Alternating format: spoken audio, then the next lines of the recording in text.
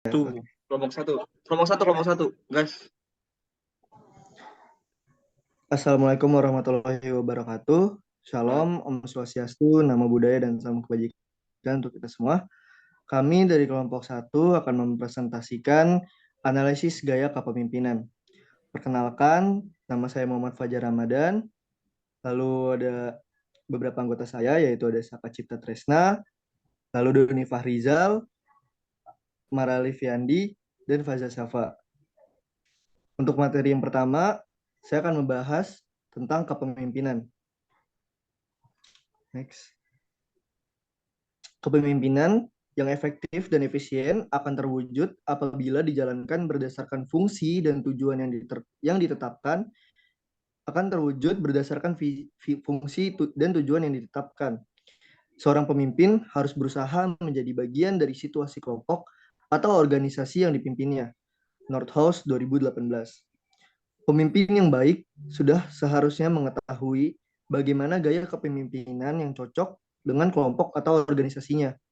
Dia akan berusaha menyesuaikan gaya kepemimpinan agar tetap relevan dan mencapai tujuannya. Selanjutnya akan dibacakan oleh Faza Syafa.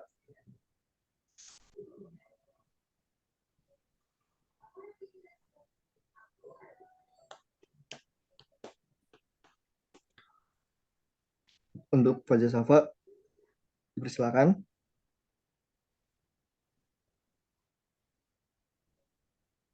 Sifat kepemimpinan.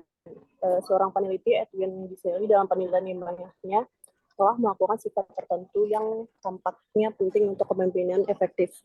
Sifat-sifat tersebut adalah sebagai berikut. 1. Kemampuan dalam kedudukan sebagai pengawas, supervisory ability. Yang kedua, kebutuhan akan presentasi dalam pekerjaan. Yang ketiga, kecerdasan. Yang keempat, ketegasan atau decisiveness. Yang kelima, percaya diri. Yang keenam, inisiatif.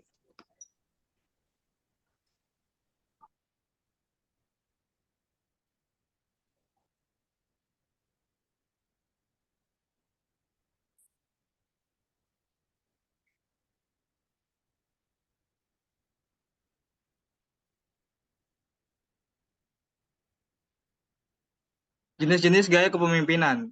Gaya kepemimpinan demokratis. Kepemimpinan demokratis adalah kemampuan untuk mempengaruhi orang lain untuk bekerja sama dengan cara yang berbeda untuk mencapai tujuan yang ditetapkan atau melakukan tindakan yang diputuskan bersama oleh bawahan dan pemimpin. Gaya ini kadang-kadang disebut sebagai kepemimpinan bawahan, kepemimpinan setara, kepemimpinan partisipatif, atau konsultatif.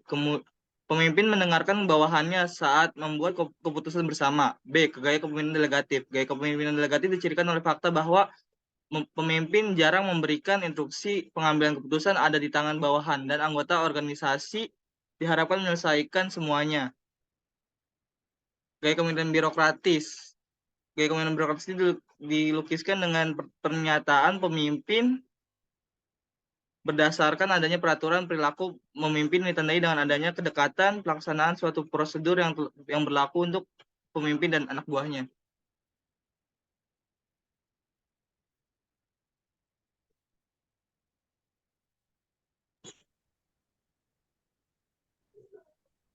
Baca cowok. Kesimpulan, pada dasarnya peran pemimpin dalam suatu organisasi adalah mengupayakan segala cara agar para bawahan dapat melakukan pekerjaannya sesuai dengan tanggung jawab dan wewenang sehingga mampu mencapai tujuan organisasi yang telah ditetapkan. Pemimpin mampu mempengaruhi perilaku orang lain. Sebagai seorang pemimpin harus bisa bersikap sesuai dengan situasi yang ada di sekitar pemimpin tersebut. Dan gaya kepemimpinan yang efektif dalam organisasi adalah yang mampu memimpin dengan bijaksana, memotivasi bawahan, berkomunikasi dengan baik, mengelola konflik, dan menyesuaikan diri dengan kebutuhan dan situasi yang ada. Pemimpin yang berhasil adalah yang mampu mengintegrasikan gaya kepemimpinan yang sesuai dengan tuntutan dan konteks organisasi untuk mencapai tujuan yang diinginkan. Maaf, Don. Baca yang ini, Don. Kepencet tadi.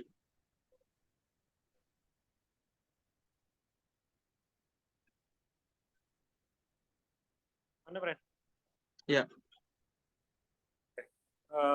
Analisis yang kita pilih adalah Ibu Mulyana, gaya kepemimpinan Ibu Mulyana.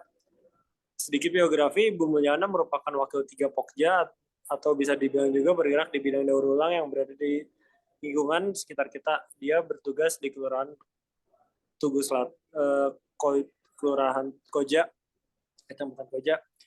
Dari videonya kita dapat menyimpulkan gaya kepemimpinan yang digunakan adalah gaya kepemimpinan delegatif, karena Ibu Mulyana dapat membangun ketertarikan anak muda untuk mengikuti organisasi Pokja. Dan Ibu Mulyana tidak terlalu memerintah ke anggotanya, karena anggotanya tahu saat ia ingin bergabung di organisasi tersebut, apa yang harus dilakukan memiliki ketekunan yang tinggi.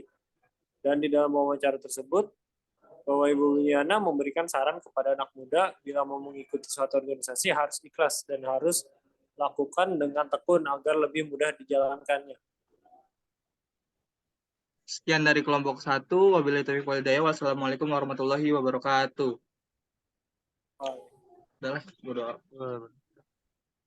Mana ini? Saya belum dilepas. Gimana sih?